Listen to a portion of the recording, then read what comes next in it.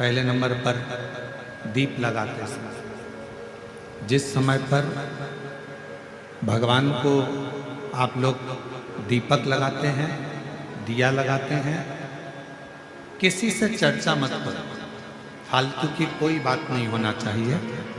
दीप लगाना मतलब ज्योति को उत्पन्न करना, और ज्योति को उत्पन्न करना मतलब ज्योतिर्लिंग को प्रकट करना। दीप की जो ज्योति होती है, दीप की जो ज्योति प्रकट होती है, दीपक की जो ज्योति होती है, वो भी ज्योतिर्लिंग का ही प्रतीक होती है।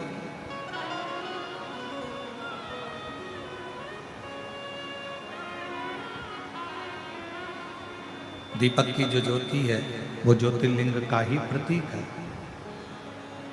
ज्योतिर्लिंग का प्रतीक। इसलिए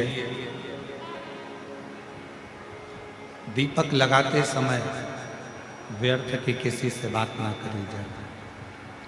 दीपक लगाते समय किसी से व्यर्थ की बात ना करते हुए, जिस दीपक को आप प्रज्वलित कर रहे हो, जिस दीपक को आप लगा रहे हो, आपका ध्यान उस शिव की ज्योति में केंद्रित होना चाहिए।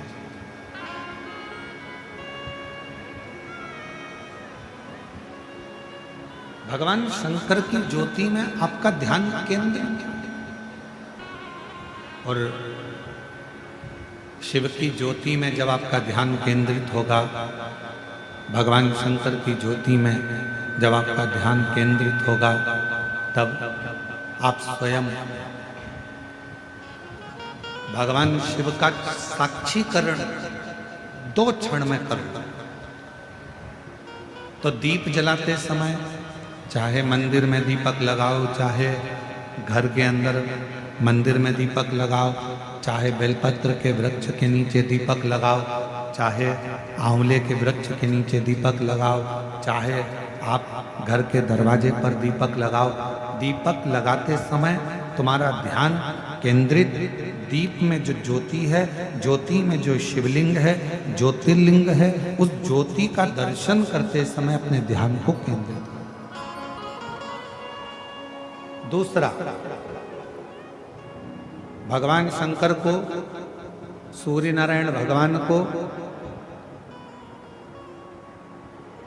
तुलसा महारानी को, बेलपत्र को, आंवले के वृक्ष को, पीपल के वृक्ष को, बट वृक्ष को, शमी वृक्ष को जब आप जल चढ़ाएं, तो जल चढ़ाते समय भी व्यर्थ की बातें ना करते हुए, जल चढ़ाते समय जल की जो धार है, उस धार पर अपना ध्यान केंद्रित होना चाहिए। उस धार पर आपका जल की जो धार हो, उस धार पर आपका ध्यान केंद्रित हो। दीपक की ज्योति पर आपका ध्यान केंद्रित हो, जल की धार पर आपका ध्यान केंद्रित हो।